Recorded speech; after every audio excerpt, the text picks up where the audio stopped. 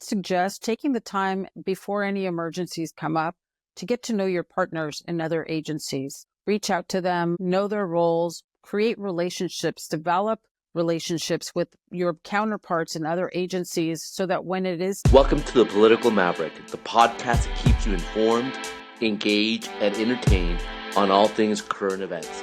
Let's dive in.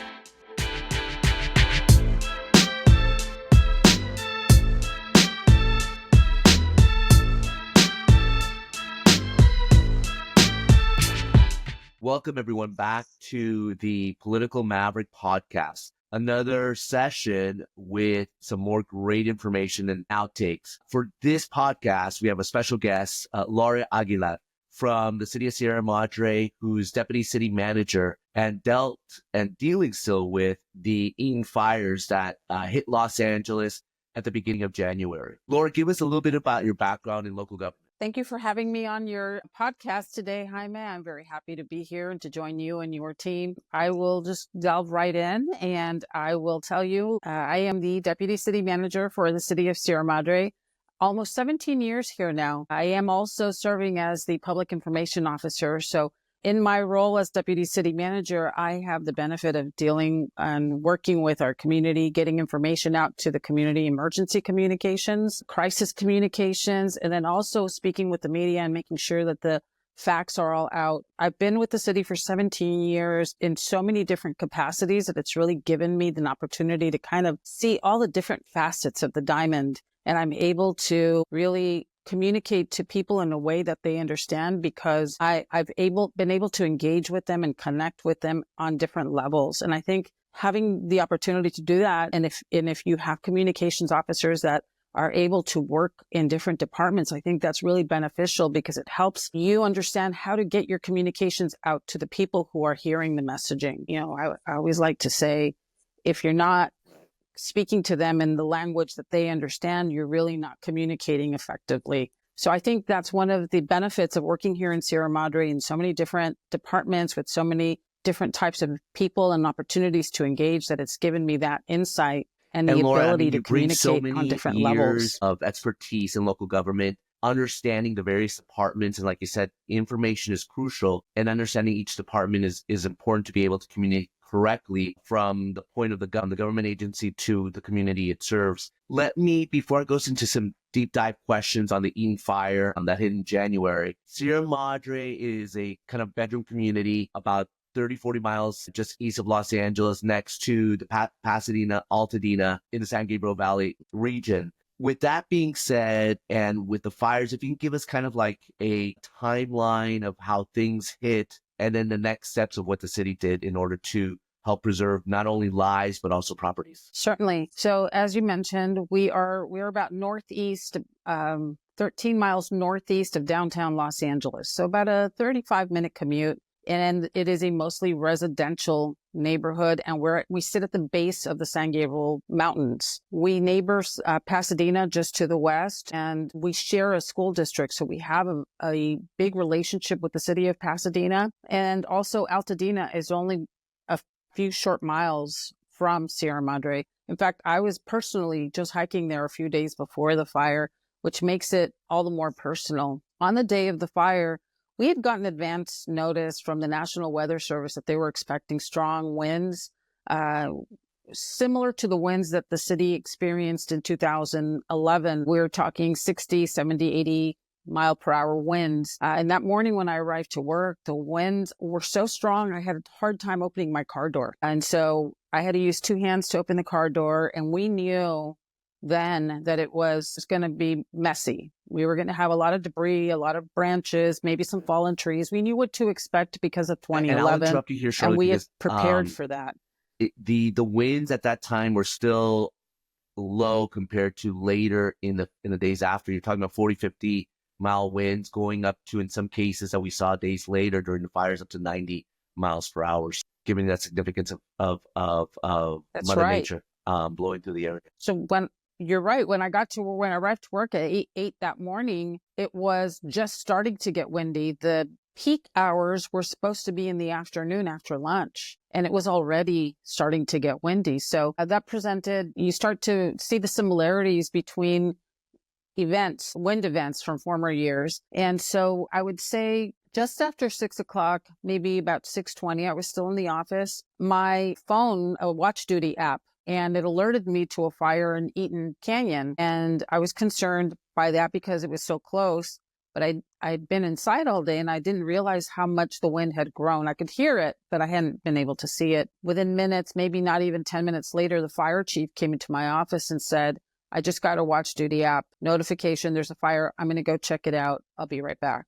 20 minutes later, he said, we need to be proactive on this. We need to stay on top of this. The wind is just really bad. And he had some concerns. Immediately, I sent a communication out to the community, letting them know. As soon as the watch duty, I got the notification from the watch duty, I got a little more information on the Eaton fire. At the time, it was called the Close Fire. They changed the name afterwards. And so I sent a notification out to the community saying, there's a fire. Just be on the lookout. Just be aware. We weren't asking for anything at the time yet. This was about 6:45. I think the fire was reported around 6:20. And is this, Laura, so it wasn't that long after the fire. I sent as we're Pacific Palisades in LA County. So we're talking Pacific Palisades, another 30 miles away. Same day. And not just Pacific Palisades, a lot of little more manageable vegetation fires or brush fires were beginning to pop up throughout the entire Southern California. Of course, the Eden fires was one of the major ones and became one of the major ones, Palisades fire as well. But in between those two giant fires, one by the coast and one by the mountains, you had a lot of little fires start to pop up all over the place, in places that you were just not understanding what is going on right now. And the resources were getting allocated to all these different fires to try to either evacuate or whatever action was appropriate. Almost probably with less than an hour, maybe 30 to 45 minutes after I sent there's the Nixle alert. It's the Nixle emergency alert, letting the community know there was a fire. The fire chief and the city manager came to my office and says, Laura, PIO, we need you to get a message out and we're going to start evacuation warnings, letting people know that we need them to evacuate and we may need them to evacuate pretty quickly. And so I sent that notification out telling the community evacuation warnings for these areas of Sierra Madre. It felt like maybe as soon as I hit send, although I'm sure there was some time right after, but it felt like almost immediately I was receiving another update from our fire chief and city manager saying, we need to extend that warning to a larger part of Sierra Madre. And I just kept thinking, what is happening right now? And then it was almost immediately again, we need to start evacuations. And when you do an evacuation, you have to work with the county to get messaging out to the greater population, and it's a coordinated effort to let the community know that you're evacuating them and then help them get out. And we're talking about from because you don't know when they're how many hours from the start of the chief coming back saying, hey, we need to be proactive to the time of the evacuation process. The mandatory evacuations within 3 hours happened just after 9 o'clock. So okay. Wow. A couple hours, quickly. Not even 3 hours. It was less than 3 hours where we were moving. Sierra Madre moved very quickly. We're a small town, and because we have limited exits in our city, we didn't want to take any chances. We were very proactive in asking our community to evacuate. And I really think that those decisions helped our city get fire personnel and police personnel up into those areas a lot quicker and easier because we weren't dealing with an exodus from our town. Most of them had already left at that point. And so I think it really helped our fire and police personnel take care of our community and do what they had to do. And they would relay what their needs were. And then as a communications or PIO, I was getting that out to the community and informing the community. Within a 10-day period, we did 10 video messages on Facebook and social media, Facebook, Instagram, YouTube. We did 10 video messages. We did over 70 infographics that we created or shared if it was a county or FEMA. We did digital newsletter messaging. We did social media posts. Our intention was to saturate the community with communication. And even though then we knew that we had some challenges because we weren't reaching everybody because of the generational a very large senior differences community that doesn't use technology as fast as everyone else. Was that more of a using police to knock on doors, approaches you use with that, what specific nature of your community? So when you a community like Sierra Madre that has those challenges with the generational and the older Americans or older citizens, I should say, then you have to find ways to communicate with them. I said this early on. You have to figure out how to communicate with someone and speak their language. We had instances where people said, I don't have social media. I don't have an email. I don't go on Facebook. I don't have access to all of these things. What we did for those people is we had our police department go out with the bullhorn and start messaging, telling people to evacuate. We contacted our CERT team, our emergency response team, and our emergency response team was going door to door knocking. And we also worked with our neighborhood block captains. We would get the information out to the neighborhood block captains, and then they would disseminate to their neighbors. And we still found ways to get the word out in a manner where we're communicating with them and I'm at assuming their in level. addition to that, And being it's such a not close-knit technology community, based. that neighbors helping neighbors as well help pass the word out and check on the neighbors as well. We did. And then one of the things, and sometimes when you're in crisis, you forget to check on your neighbors. And so often, and not every single time, but often my messaging that I was putting out to the community said, don't forget to check on your neighbors. And so sometimes that little reminder was all they needed, because they are really good Absolutely. about that. But when and you're Laura, in the midst of things, sometimes you from forget. the time that the evacuation happened to the time that you allowed residents and business owners to come back into community, how many days was that? So we did it in stages. We at first evacuated the city, more than half of the city, from the Beltway, Sierra Madre Boulevard, all the way up, which was about half of the city. And within a couple of days, we were able to allow portions of the city to return in warning status, not mandatory evacuation status. And then as we went on, we were able to evaluate and see what had happened and what the conditions were to allow them to return. I will tell you that one of the biggest challenges, that as we were starting to lift evacuations, we were contacted by the state of California Water Resources Board, and we were asked to do further testing on our water. And they had us issue don't drink, don't boil water for a certain specific part of town, which had been previously evacuated. And so then on the heels of trying to deal with the windstorm, with disaster number one, disaster number two, the fire, we are now in a situation where a quarter of our town is not allowed to drink the water. And so then we switched to managing disaster that after emergency. disaster in one particular area. Right.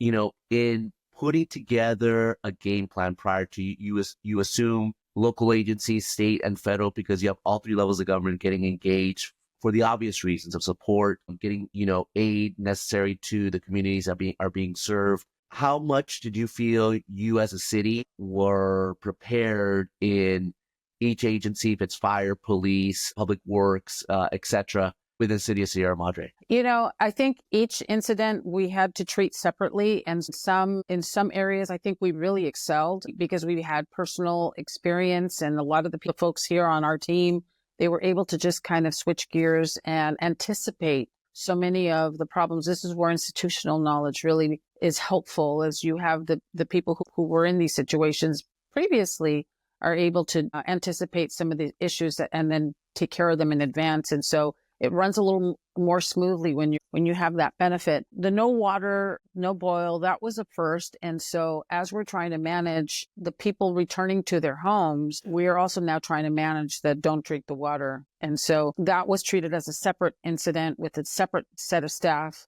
and another team. And so I think, at least for the communication side, it becomes a challenge when you're trying to get the word out and you have so many generational gaps in communications that you have to really find and identify different ways to communicate with all the different people to get the messaging out. That's probably, as a PIO, one of my biggest challenges, is trying to get the information out on all different platforms that are going to really get the most people. Your response kind of transitions next to my next question is, how do cities prepare for crises like this? I mean, you're right. I never thought about it. You're dealing with heavy Santa Ana winds, which are natural to a certain extent this time of the year, at the beginning of the year, to a deadly fire, to the now contaminated water due to the fires as well.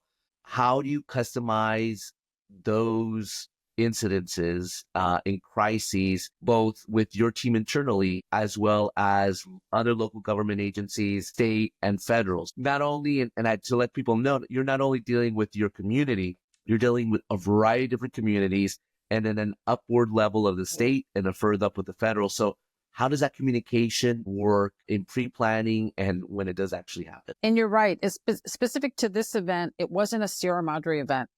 It was a local event, a Los Angeles County event. And so you're now even bringing in state resources, federal, not just the local and the county, but that became typically, if it was just a Sierra Madre event, we would have been able to reach out to other agencies, but we were all strapped because all the agencies were being allocated to all the different emergencies. I think the takeaways that I had from when I managed the Bobcat Fire communications and when I managed the windstorm communications of 2011, really you're collaborating with your neighboring partners. In our case, it was Los Angeles County, the Department of Forestry, and our local cities, Arcadia and Mount Monrovia, to make sure our joint information centers are providing the same information so that all of our community is getting consistent information. And that's crucial because the last thing you want to do is put out information and then someone comes back and says, well, I'm confused because the city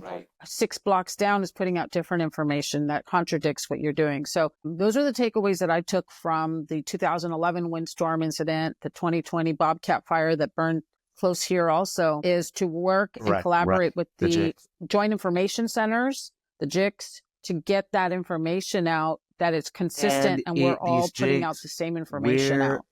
For Sierra Madre, where is that, command center where communications kind of relayed and teams work together in this situation? So on this incident specifically, we allowed the county to take the lead on forming all the JICs, and there wasn't just one. There are several JICs depending on what you need. So the JIC that I was in was the communications and getting the information. So we had maybe a dozen people on Zoom calls because we're all managing our own events on Zoom calls at once, sometimes twice a day. We would all get together, share how we were going to move forward. And then we would coordinate those efforts with the county. When the members of the JIC were involved in lifting the evacuation orders, we all got together and said, okay, we're going to lift these areas. This is the wording that we're going to use. Other agencies said, we're going to lift our evacuation orders. Here are we're going to get similar messaging. We're going to release those orders at the same exact time so that we can get those people back in at the same time. And you don't have, what's going on? They already released, there's consistency amongst there's a coordination, and collaboration with other agencies at all three levels of government. And you have to, because if one feels another municipality is getting information first versus another, they're like, what's happening? What's wrong? With that in mind, I'll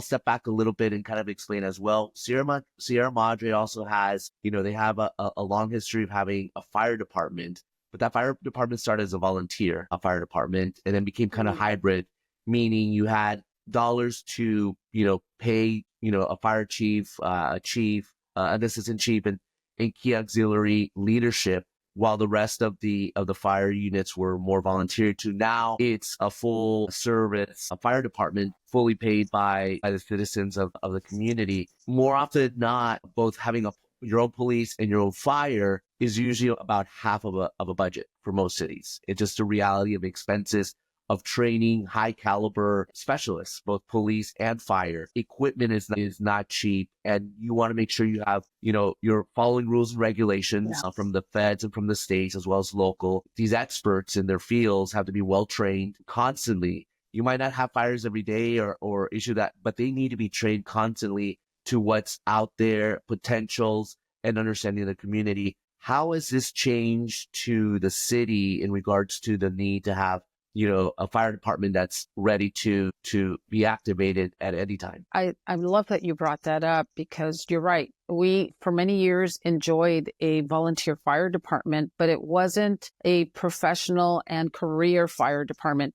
By professional, I don't mean to suggest that they weren't trained. They were still professionals. But what I mean is the standards, the requirements were different. The certifications, Right. It was people who had Right. a paying Absolutely. job and then we're doing this on the side. So that's And what I there were mean volunteers. I by mean, now it's they're professional, donating their meaning time this and is their themselves to a job. certain extent to be able to help in those situations of fire Yeah. emergencies. The challenges with a volunteer fire department is that they're volunteers. They have a real job somewhere else that's paying their salary, and they're really just doing this when they have time. But the citizens deserve a full-time fire department full of certified, well-trained, and not just well-trained, but trained in the standards that are required for California and for Los Angeles County, so that there's consistency. If we need to call an agency to come out and fight a fire with us, they need to be able to trust that our people know what they're doing. And our fire department personnel is trained to the highest standards of the California Firefighters Associations and the different state board requirements. So that if we need to fight alongside, or they need to fight alongside their brothers and sisters in other agencies, they're able to do it standard across the cohesively board from and one professionally. agency, either locally, state, and federal. I think because of the proactiveness that the city took with this fire and the emergencies, multi-tiered level of emergencies, wind, fire, and water, you had limited damages compared to a neighboring city like Altadena, for example, or Pasadena, or even on the coastline of Pacific Palisades. I take that for the professionalism that you had as on public safety with fire and police, the professionalism of yours from the city manager down within the local government and city hall. I want to say that I think, your community is looking at your fire department and your police department in a whole different light after this emergency. I have to believe that's true. Our fire chief took the lead and made some decisions that at the time we thought we weren't sure about the decisions, but because we know how professional and well-trained and dedicated he is, we did not question the decisions that he was making. The city manager supported the decisions 100% when the fire chief suggested to the city manager, listen, I think we need to evacuate. The city manager did not hesitate. He said, we're doing it immediately. And I think those decisions from the leadership, from our fire chief, our city manager, put the city in a position where we were able to really respond and put more resources to the fire and less to the evacuation, because so many of them had evacuated as quickly as they did. And I think it's just that forethought from our leaders that really protected our city. And that's not to say that our neighbors don't have that leadership. I don't mean to give that impression at all, because their leaders in their own rights and in their own agencies are amazing